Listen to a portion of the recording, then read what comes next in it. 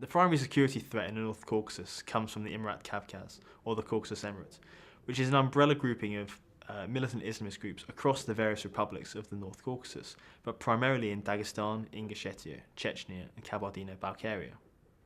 The group was founded by Chechen commander Dr. Umarov in 2007, and the group's formation formalised both the Islamisation of the insurgency and its spread from Chechnya from the early 90s. Since then, Emirat Kavkaz has become the primary security threat, not just in the North Caucasus, but in mainland Russia itself as well.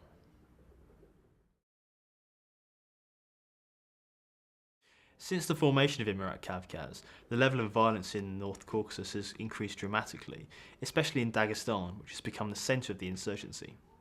The group's operations are typified by low-level attacks, typically small arms ambushes or IED attacks on security forces in the area. This is interspersed with periodic high-profile attacks, particularly involving the use of suicide bombers. In addition to significant violence in the North Caucasus itself, Emirat Kavkaz has also engaged in significant operations in Russia's mainland.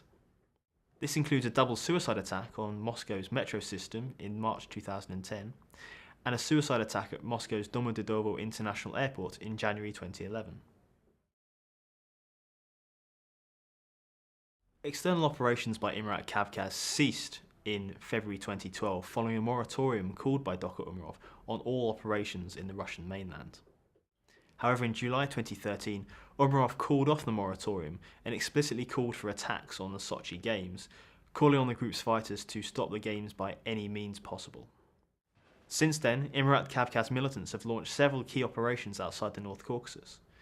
The city of Volgograd, 700 kilometers north of the North Caucasus, has seen several suicide attacks since then.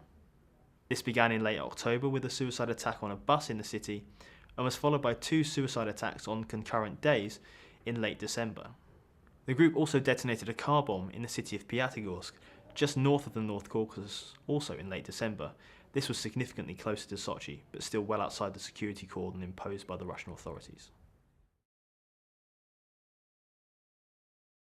Emirat Kavkaz certainly has the capabilities and the intent to launch operations outside of the North Caucasus.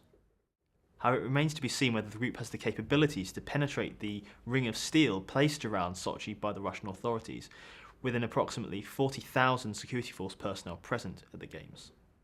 Nonetheless, militants may be assisted by the largely reactive nature of the Russian security forces. While they are very good at identifying the perpetrator of an attack and subsequently hunting them down, they have lower capabilities in terms of preventing attacks. This was illustrated by a flyer released by Russian authorities at Sochi in late January. It showed a woman identified by authorities as being in Sochi and a potential female suicide bomber. As such, we assess that there is a low risk of attack in Sochi itself. However, there is a higher risk of an attack outside the North Caucasus, but external to the security cordon around Sochi. It is also highly likely that during the Sochi Games there will be an uptick in insurgent activity across the North Caucasus, particularly in Dagestan, and high-profile attacks, such as suicide attacks, can be anticipated.